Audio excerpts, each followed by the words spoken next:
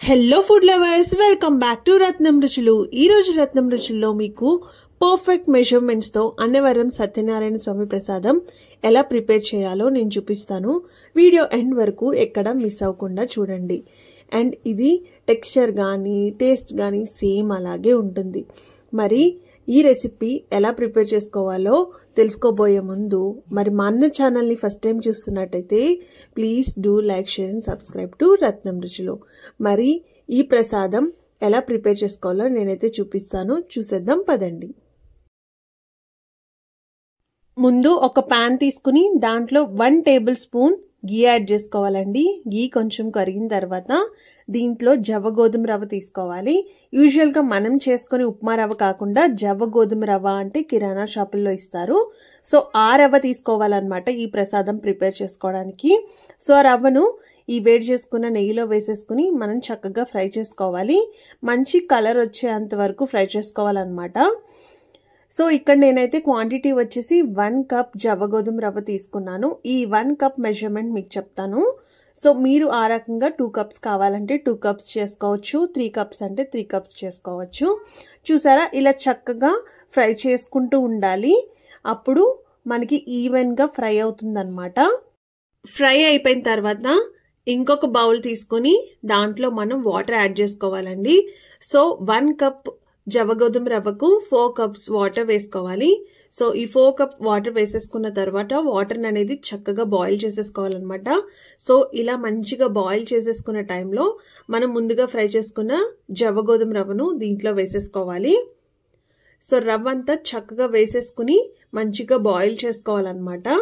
ఇలా చక్కగా 10 to 15 minutes మనం లిడ్ క్లోజ్ చేసేసుకుని బాయిల్ చేసుకోవాలండి. సో ఇలా బాయిల్ చేసుకున్న తర్వాత మనం ఒకసారి లిడ్ ఓపెన్ చేసి చూద్దాము. సో చూసారా, ఇదైతే చక్కగా కుక్ అయిపోయింది కదా. సో అంటే కంప్లీట్ మెత్తగా అయిపోకూడదు, ఇలాగా కొంచెం రవ్వ రవ్వలానే ఉండాలన్నమాట. మనకి అన్నవరం ప్రసాదం ఎలాగుంటుంది ఆ రకంగా ఉండాలి. అండ్ దీంట్లో బెల్లం క్వాంటిటీ వచ్చేసి 1 కప్ బెల్లం అండి. 1 కప్ రవ్వకు 1 కప్ బెల్లం, అలాగే 1 కప్ షుగర్ కూడా వేసుకోవాలి. ఈ రెండు వేసేసుకున్న తర్వాత మనం ఒకసారి చక్కగా మిక్స్ చేసేసుకోవాలండి. సో ఈ బెల్లం అలాగే షుగర్ కూడా చక్కగా కరిగిపోవాలి. సో మనం ఎప్పుడు కూడా సిమ్లో పెట్టుకుని కుక్ చేసుకోవాలండి ఈ ప్రసాదాన్ని. అప్పుడే మనకి మంచిగా వస్తుంది. సో చూసారా, బెల్లము షుగర్ కరిగిపోయిన తర్వాత మనకి ఈ కన్సిస్టెన్సీ వస్తుందన్నమాట. సో ఇలా చక్కగా ఈ కన్సిస్టెన్సీ వచ్చిన తర్వాత మనం ఒకసారి మూత పెట్టేసుకుని ఇంకొక 10 to 15 మినిట్స్ ఉంచేసుకుంటే మనకి చక్కగా దగ్గరికి వచ్చేస్తుంది. సో 10 to 15 మినిట్స్ అయిపోయింది. ఇప్పుడు దీంట్లో చిన్న సైజ్ పటిక వేసుకోవాలండి.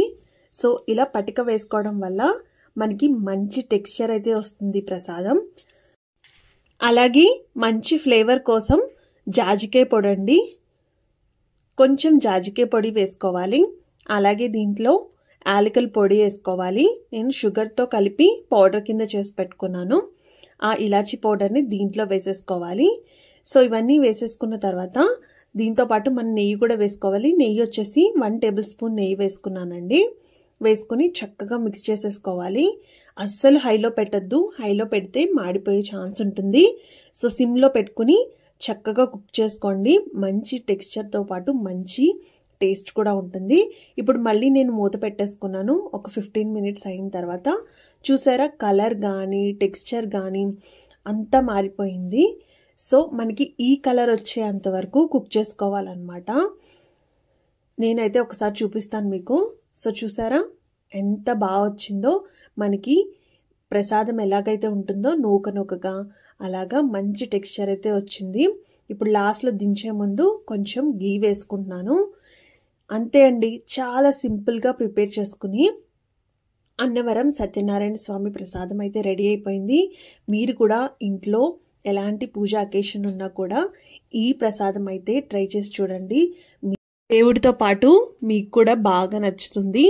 మరి మా రెసిపీ కనుక మీకు నచ్చినట్టయితే ప్లీజ్ సబ్స్క్రైబ్ చేయండి. మరిన్ని ఇంట్రెస్టింగ్ అండ్ టేస్టీ రెసిపీస్ కోసం చూస్తూనే ఉండండి Ratnam Ruchulu. Thanks for watching. Bye. See you next video.